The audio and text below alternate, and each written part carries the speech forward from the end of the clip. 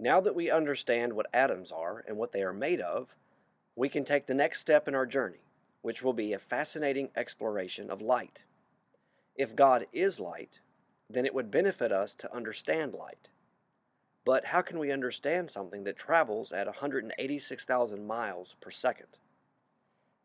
Physicists have been able to make light slow down, but we can't hold it and look at it to see what it is. As a matter of fact, photons of light are invisible while they are in motion and can only be seen when they hit an object. To add to the mystery, consider the fact that when light travels, it travels as a wave, but it reaches its destination as a particle. Quantum mechanics reveals that the electromagnetic force, which propagates through space as an electromagnetic wave, is quantized, hence the word quantum, in little packets of energy called photons.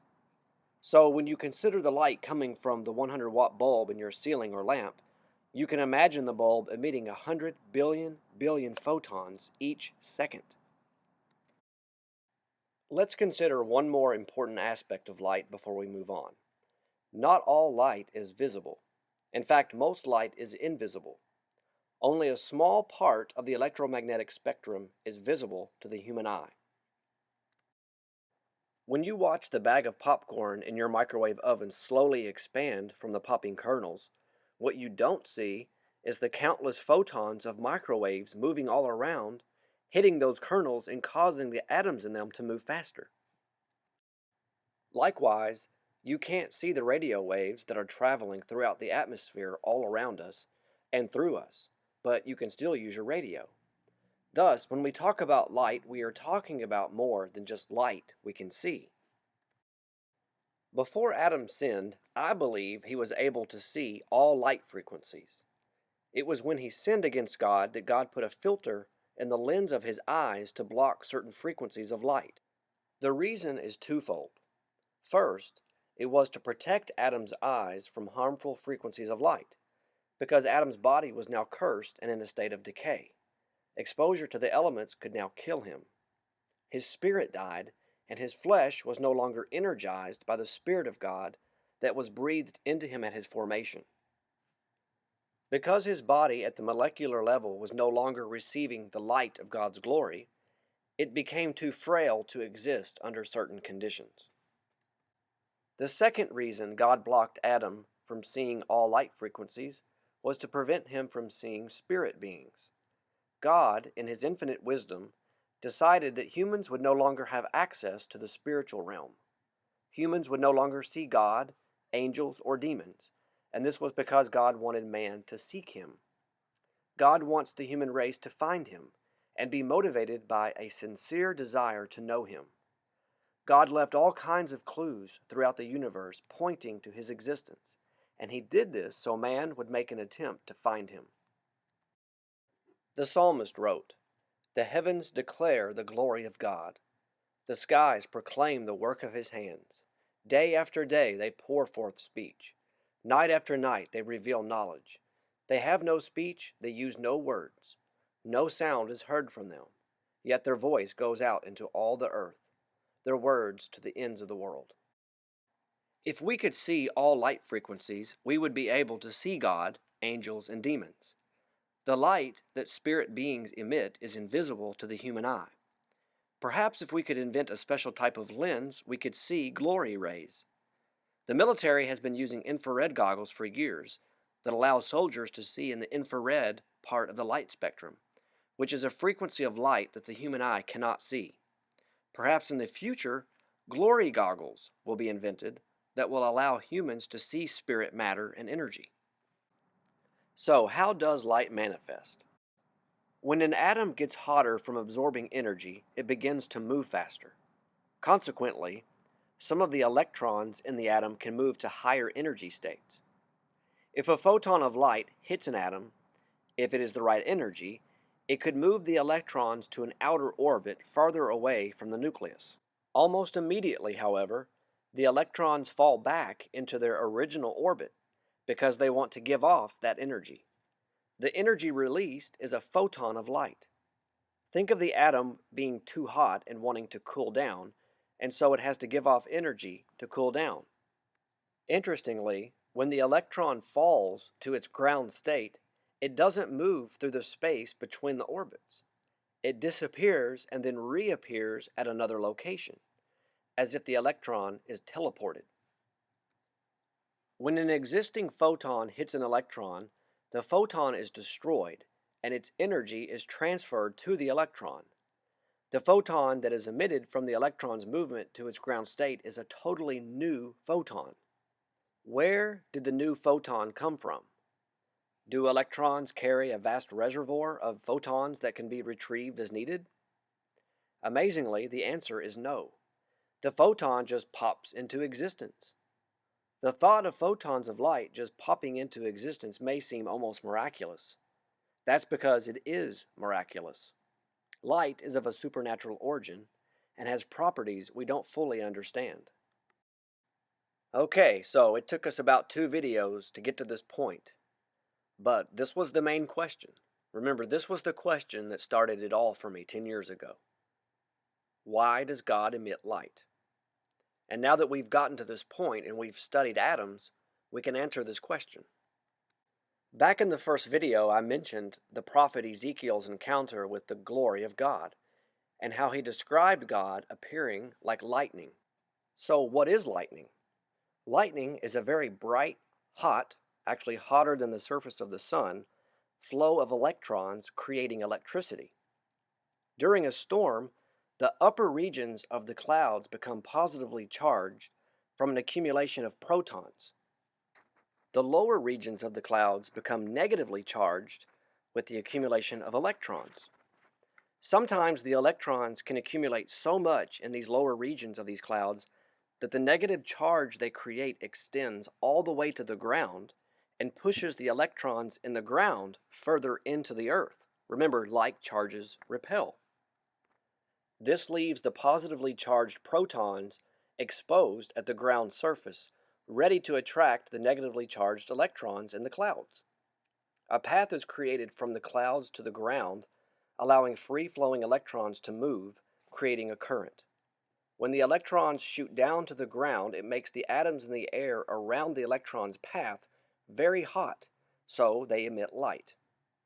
Similarly, when God enters a region of space, all of the atoms that occupy that space become energized by the lightning of God's glory. His glory bombards the electrons in these atoms, and they begin to bounce around in their different orbits, and this is what creates the light all of the biblical writers wrote about. Every star in the universe, including our sun, manufactures light in their extremely hot cores. In some sense, stars are glory factories. In the center of a star, the density is so great and the temperature is so high that particles with the same charge can actually touch. If you've ever tried to push 2 north ends of a magnet together, you know that it is impossible to make them touch no matter how strong you are. There is no force strong enough to push like charges together, except in the core of a star.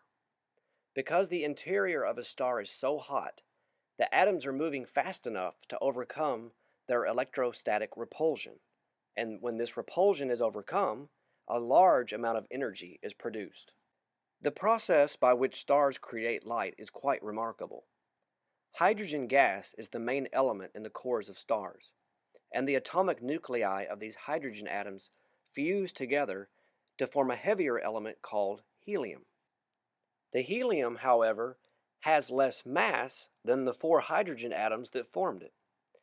To understand this, imagine that each hydrogen atom weighs 1 pound. Obviously, hydrogen atoms do not weigh 1 pound, but for the sake of this video, let's just go with it. You would think that the fusion of 4 atoms that weigh 1 pound would create an element that weighs 4 pounds. But the result shows the helium only weighs, like say, 3 pounds. Where did the extra pound go?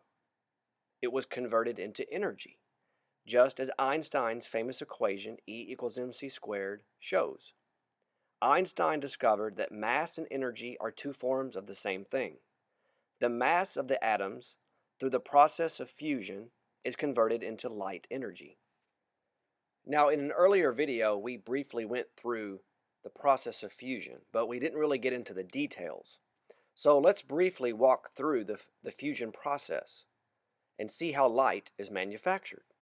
As you will see, this process of fusion is almost supernatural because entirely new particles and antiparticles are created from the collisions of atoms in the star's core. As just stated, if the temperature is hot enough, about 10 million degrees Kelvin, or 18 million degrees Fahrenheit, and if the atoms are moving at about 2 million miles per hour, they can overcome their natural repulsion due to their like charges. When this union takes place, the two protons create deuterium. Both of the protons carry a positive charge, but when they collide, one of them is somehow magically converted into a neutrally charged particle. The two positive charges have to be conserved in this reaction, so a positron is created from this interaction to make up for one of the protons losing its positive charge. The positron is basically a positive charged electron, which is antimatter, and because it has a positive charge, it will immediately interact with a negatively charged electron. Remember, opposite charges attract. When these two particles collide, they annihilate each other, and a gamma ray photon of light is created.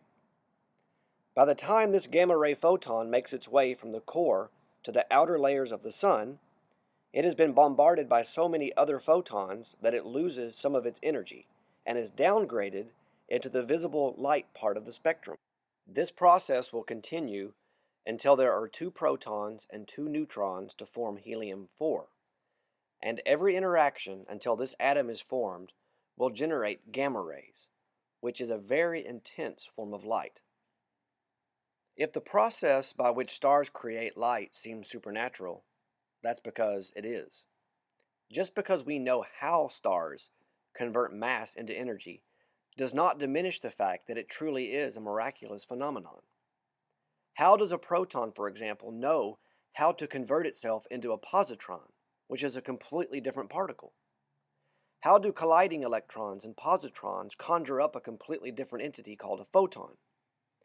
It's as if matter can manifest different properties depending on what kind of reality the matrix needs to present.